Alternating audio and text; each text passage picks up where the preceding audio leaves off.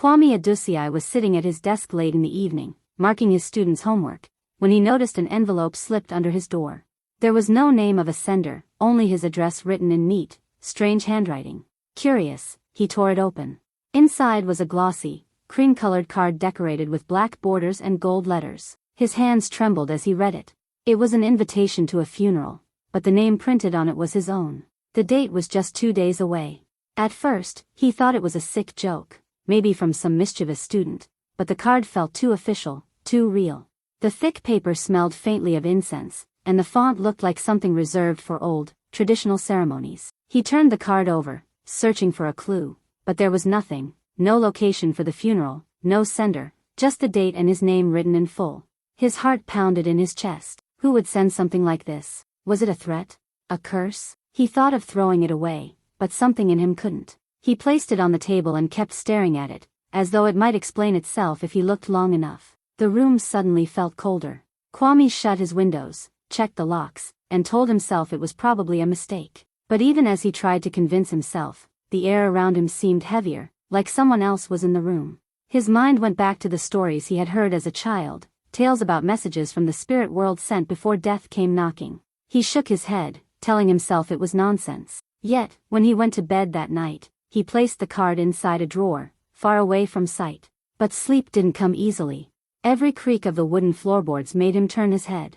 Every rustle of the wind outside made him feel watched. He didn't know why, but deep down, something told him this was not a mistake. This was a warning. And whatever it meant, he only had 2 days before it happened. The next morning, Kwame decided to distract himself from the strange funeral invitation by going to Kijisha Market. The sun was bright, and the streets were alive with the sounds of traders shouting prices, the smell of roasted plantain, and the chatter of customers bargaining. He moved through the crowd, trying to focus on normal things, but his mind kept drifting back to the card sitting in his drawer. As he turned into a narrow lane filled with carpenters and woodworkers, something caught his eye. In front of a coffin maker's shop stood an open display coffin, polished to a deep mahogany shine. The white satin inside gleamed under the sunlight. Kwame slowed his steps, but then his heart stopped. Inside the coffin lay a life-sized wax figure, and it was his exact likeness. The figure had his skin tone, his facial features, even the small scar on his chin from when he fell as a boy. It wore a white shirt and black trousers, the same clothes Kwame was wearing at that very moment. His breath quickened. For a second, he thought it was a mirror reflecting him lying down, but when he stepped closer, he saw the stillness, the waxy skin, and the cold, lifeless eyes staring at nothing. A wave of dizziness washed over him. He stumbled back, bumping into a woman carrying vegetables. She cursed under her breath and moved on, but Kwame couldn't take his eyes off the coffin. Who would make something like this? And why would they put it on display in the middle of the market? The coffin maker, an elderly man with deep lines on his face, stood nearby, hammering nails into another box. He didn't look up, didn't acknowledge Kwame's shock. It was as if the coffin, and the figure inside, were meant for only him to see. Kwame's palms were sweaty, his chest tight. He wanted to ask questions, but his voice wouldn't come. All he could do was turn away, forcing his legs to carry him through the crowd. Yet, even as he left, he could feel the figure's empty eyes still fixed on him. That night, sleep came to Kwame like a heavy weight pulling him under. At first, it was quiet, but soon, the market appeared in his dream. The coffin was there again, the same polished wood, the same white satin. This time, he was no longer looking at it, he was inside it. His back pressed against the soft lining, his arms stiff at his sides. He tried to move, but his body would not respond. It was as if invisible ropes bound him in place. Above him, a dim, flickering light revealed shapes moving in slow circles. Shadowy figures, tall and thin, leaned over the coffin, their faces hidden beneath dark hoods. They chanted in a language he could not understand, their voices deep and rhythmic, echoing like drums in a cave. The air was thick and cold, and every sound vibrated through his chest. One of the figures leaned closer. Kwame couldn't see its face, but he could feel its breath, hot and damp, against his cheek. Its hand, bony and blackened like burnt wood, hovered above his forehead. The chanting grew louder, faster, until it became a pounding in his skull. His heartbeat matched the rhythm, and he thought his chest might burst. Suddenly, the coffin began to sink. The satin walls pressed closer, the air grew heavier, and soil poured over the edges, filling the space around him. He tried to scream, but no sound came. The shadows didn't stop, they just kept chanting, their voices blending with the sound of earth covering him completely. Darkness swallowed everything. With a gasp, Kwame shot up in bed, drenched in sweat. His breathing was ragged, his body trembling as if he had truly been buried. He pushed the blanket aside and froze. His fingernails were caked with damp earth, dark and fresh, as though he had been clawing at the ground. His chest tightened, and his stomach churned. This wasn't just a dream. Something had reached for him in his sleep. Something that wanted him in that coffin, not as a wax figure, but as himself. And he feared it wouldn't stop until it got him. The next morning, Kwame could no longer keep the fear to himself. He left Kumasi and traveled to his mother's village, a place where old traditions and beliefs still ruled. There was only one person he thought could make sense of what was happening, Ibo Mensa, the oldest man in the village, known for his knowledge of the unseen. Ibo's small hut smelled of herbs and wood smoke. The old man sat on a low stool, his wrinkled hands resting on a carved walking stick. His eyes were sharp, the kind that seemed to see beyond the walls. Kwame sat before him and, with a shaking voice, told him everything: the funeral invitation, the coffin in the market, the wax figure, and the nightmare with the shadows. As Kwame spoke, Ibo's expression changed. The color drained from his face, and his lips pressed into a thin line. When Kwame finished, the old man took a deep, slow breath and said, "My son, this is not a joke, and it is not by accident. Seeing your own likeness in a coffin means your spirit has been marked." Kwame frowned, not fully understanding. Ibo leaned closer, his voice dropping to a whisper. "There are beings we call the collectors. They are not of this world. When they choose someone, they prepare the spirit before taking it. The coffin is a sign. The dream is a binding. And the date on that card is the day they will come for you." Kwame felt his throat tighten. "How do I stop them?" he asked. Ibo shook his head slowly. "The collectors do not forget, and they do not fail. Once marked, the only escape is to bargain with them, but their price is always greater than you can imagine." The room felt colder. Outside, the wind rustled the leaves, sounding like distant whispers. Kwame stared at the ground, his pulse racing. 2 days. That was all he had. And if Ibo was right, the funeral invitation wasn't just a warning. It was a countdown to the moment his life would end. Leaving Ibo's hut, Kwame's mind was heavy with fear. He returned to town, but the old man's words would not leave him. That night, unable to sleep, he sat at his desk and began going through old school records. As a teacher, he had taught hundreds of students over the years, but 2 names came to mind immediately: Kofi Badu and Daniel Owusu. Both had been bright boys, full of promise, and both had died young under strange circumstances. He searched for their details, and a chill spread through him as the memories came back. Kofi had been found dead in his bed one morning, no signs of struggle, no illness. People had whispered about curses, but no one had proof. Daniel's death had been even stranger. He had collapsed suddenly in the middle of a football match, eyes wide open as though he had seen something terrifying. Kwame reached out to an old colleague, Mr. Asare, who had been close to both boys. When Kwame mentioned their names, there was a long silence on the other end of the line. Finally, Asare spoke in a low voice. "Before Kofi died, he told me he received a funeral invitation, with his own name on it. I thought it was a prank. But Daniel, he came to me too, showing me the same kind of card. Days later, he was gone." Kwame's stomach twisted. This was no coincidence. The pattern was too clear. The invitations came first, then the death followed. He felt the walls of his room closing in. If the same thing had happened to his students, then he was next in line. Asare's voice trembled. "Kwame, I don't know what this means, but if you've received one of those cards, be careful.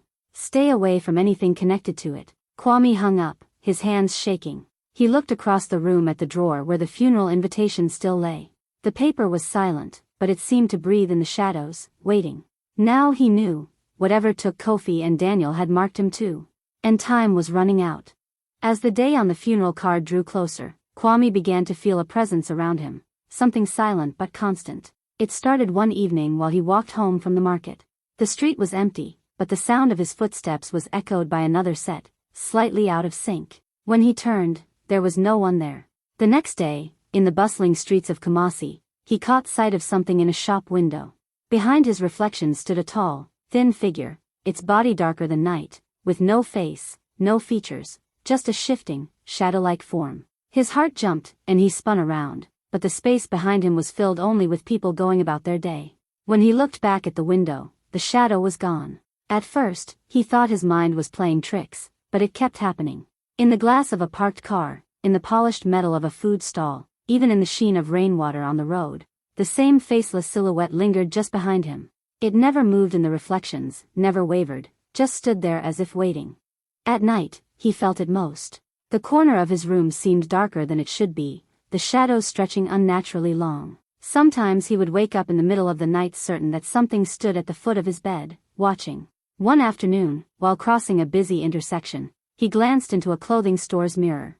The shadow was there again, closer than ever, its head tilted as though studying him. His breath caught, and the world around him seemed to fade. He pushed through the crowd, desperate to lose it, but no matter where he turned, the feeling of being followed never left. By the time he reached home, his legs were trembling. He locked the door, shut the curtains, and pressed his back against the wall, trying to steady his breath. But deep down, he knew the truth. This shadow wasn't something he could outrun.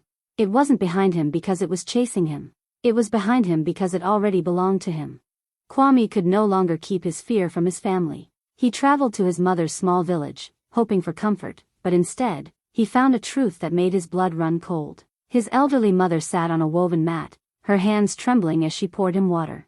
She looked at him for a long moment before saying, "My son, there is something I have hidden from you your whole life." Kwame's chest tightened. Her voice was heavy with guilt as she began. "When you were a baby, you fell gravely ill. The doctors said you would not live through the night. I was desperate.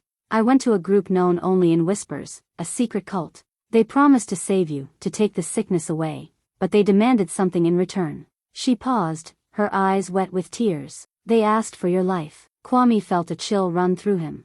"My life," he whispered. "They said they would let you live, but only for a time. The payment, your spirit, would be taken when they came for it. I agreed, because I could not watch you die as a child. I thought, maybe they would forget. Maybe it was only a threat." She shook her head slowly. "But these people never forget." Kwame's mind raced. "And now?" Her voice broke. "Now they have come to collect. The coffin, the shadow, the invitation, all of it means the time has come. They waited all these years, but they have not changed their price." He sat frozen, the truth crushing him. All his life, he had believed he was just lucky to survive his illness. Now he knew his survival had been bought, and the debt was due. His mother reached for his hand, but he pulled it back, his mind spinning. The faceless shadow, the dreams, the warnings, it all made sense now. He had not been cursed by chance. His fate had been sealed before he could even speak his first word. And in just a matter of hours, the cult would come to finish what they started. The next morning, Kwame returned to Kijisha Market, his heart pounding with a mix of fear and anger. He pushed through the busy lanes until he found the same coffin shop. The display coffin was gone, but the coffin maker, Kojo Boteng, was there, sanding a wooden lid. Kwame stepped forward, his voice sharp. "Why did you make a coffin that looks exactly like me?" Kojo froze, his hands still on the wood. For a long moment, he didn't speak. Then he set down his tools, his eyes darting around to make sure no one was listening. "You shouldn't be here," he said quietly. "I want answers," Kwame insisted. Kojo sighed heavily. 3 nights ago, masked men came to my workshop. They spoke little, but they gave me a photograph of you and told me to make a coffin to your exact size and likeness. They even instructed me on the clothes to put on the figure inside. I didn't ask why. Men like that don't like questions." Kwame's throat went dry. "Who are they?" Kojo shook his head. "I don't know their names." Their voices were strange, deep, like they were speaking from far away. They wore black masks with no eye holes, and the air around them was cold, even though the night was warm. He reached into a small drawer and pulled out a cloth bundle. Inside were several large, old coins, dull with age but carved with strange, twisting symbols that seemed to shift when the light hit them. "This is how they paid me," Kojo said, his voice low. "I've been a coffin maker for 30 years, but I've never seen money like this. I don't think it belongs to our world." Kwame stared at the coins, his stomach churning. Every detail confirmed what Ebo and his mother had warned. This was no ordinary death being prepared. Someone, or something, had gone to great lengths to ensure his coffin was ready before his body was even cold. Kojo wrapped the coins back up quickly, his hands shaking. "Leave now, teacher. If they see you here, they'll know you're trying to fight them. And with men like that, you don't get a second warning." The night before the date on the funeral card, Kwame knew he couldn't stay. With a small bag and the little cash he had, he slipped out of his house under the cover of darkness. The streets were quiet, and every shadow made his pulse race. He boarded the first bus leaving town, sitting by the window, trying to calm his breath. But halfway through the journey, his eyes widened in horror. At the back of the bus, where empty seats should have been, sat a coffin, the same polished wood, the same white satin lining. It was his coffin. Kwame jumped up, startling the passengers, and rushed off at the next stop. He stumbled into an empty street, his mind spinning. The town was unfamiliar, but it didn't matter. He just had to keep moving. Yet as he turned a corner, there it was again, leaning against a wall as if it had been waiting for him. His legs shook, and cold sweat ran down his back. He ran. Through narrow alleys, across dusty roads, past rows of silent houses. The air seemed heavier with every step. Then he saw the glow of a small roadside bar.